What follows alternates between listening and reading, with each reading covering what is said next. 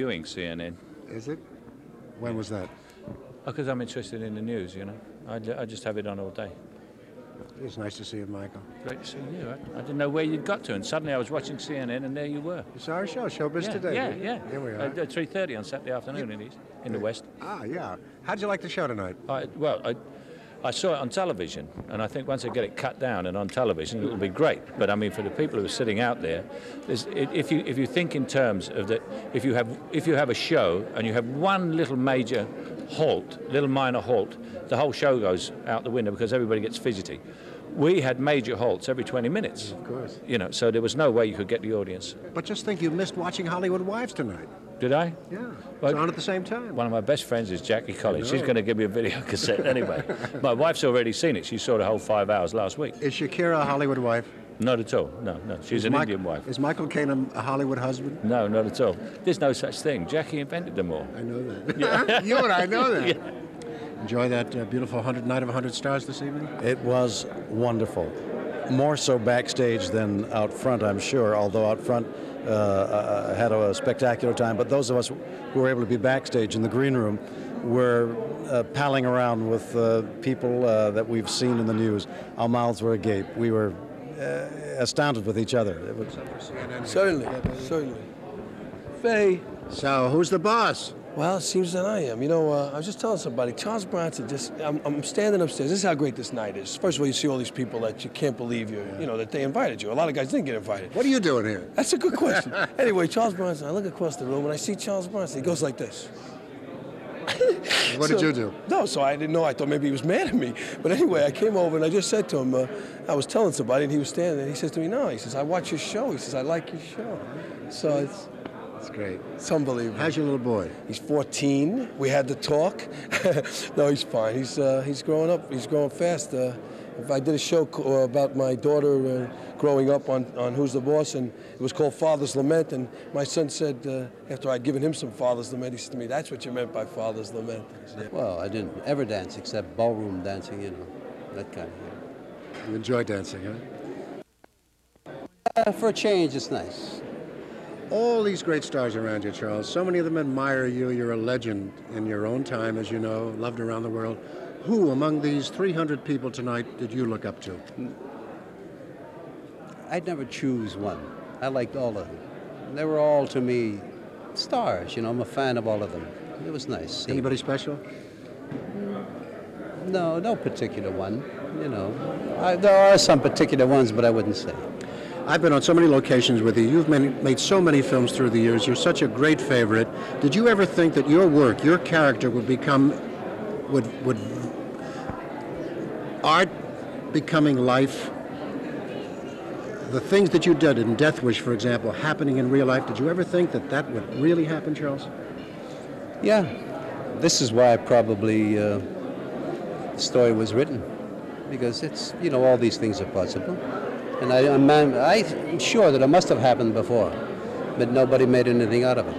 It had to happen, but probably not in the subway. Anyway, what I do had nothing to do with Getz. This is a whole different situation. And the picture that I did, Death Wish, it's totally different. We're going to get all these people. Wait a second. Come out of your fucking ears. In a minute. You want to know who to take. Who can I choose? James, you want to right? It's like a candy store. A candy store. Almost ran into next year. It was a long evening, but I think the people had a lot of fun. I mean, there were still people there at the end. You've been in Europe so much doing things, man. What did you just do? Yeah, I just did a film in Tuscany, in Pisa, a very interesting film that's going to be the Italian entry in Cannes this year. It's called My Dear Son, and it deals with interesting love between a father and a son, basically. Yeah. Very nice picture. I liked it. Interesting, The Death of a Salesman is being made for television again. Yeah. As Arthur Miller says, wherever there are fathers and sons, this is a viable vehicle. No doubt about it. Very touching. I liked what Dustin did with it also. It was a second one. If they asked me to do it tomorrow, I would do it again. It was fantastic. Listen, we saw Telly Savalas the other night in Kojak, 2 hours. Made me wonder whether Angie Dickinson would want to do Policewoman again. That's what I thought immediately when I saw he was in all the reviews. I definitely would. 2 hours for him, 2 hours for me, why not? So, Linda, everybody was raving about you tonight. Did you enjoy Night of 100 Stars too? I had a wonderful, fabulous evening, like everyone else did. When people stargaze at you, here you are among all these stars. Whom did you go gaga over? Well, I go gaga over John Forsythe, but there are so many. I mean, just look around the room now and you can see so many of them. I mean, I've personally never been around Van Johnson and Ginger Rogers and Jimmy Stewart, and those are people that I don't usually have an opportunity to meet. So I was very excited to see them dancing and carrying on. It was fabulous. It wasn't all that tough. It was, a very robust song, so it was easy to really do it out on that big stage. You don't want to do a little number, you want to do a big number. When you're with peers like this, 300 of them, what's the feeling? It's, this is the second one I've done, and to me, the biggest show was Backstage, where you've got 306 stars in the green room waiting to go on, or having just come off. In normal times, if you harness the ego power, if you could hook it up to a generator, you could light New York for a month. But somehow it all disappears because, to some extent, we hadn't met before. Well, the thing that was really nice about it was that I saw a lot of people that I've known for a long time, but I haven't seen for quite a while, and it was really exciting to be around all of the wonderful feeling that was there. That was really great. It was a wonderful, wonderful evening, and believe me, it's a night that I think the audiences are going to love to see this show. Today? No, I haven't. All right, let me ask you, Mr. and Mrs. Forsythe, this ex-Ebbetsfield baseball announcer, which he was, right, John? Yes, I confess. What did you do there? I was a public address announcer there. And that entailed a lot more than just reading the lineups. What you had to do was you had to describe events in the ballpark, like Jesse Owens racing a racehorse around the bases and Babe Didrikson hitting center field. And I was fairly adept at doing that.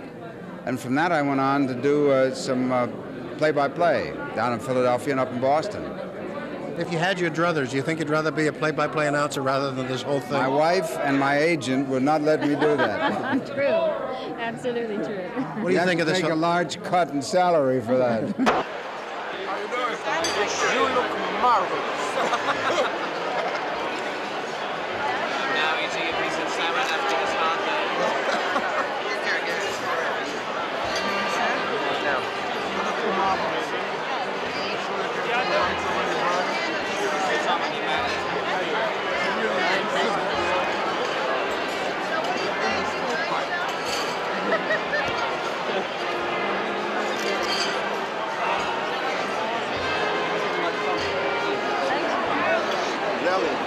That gentleman.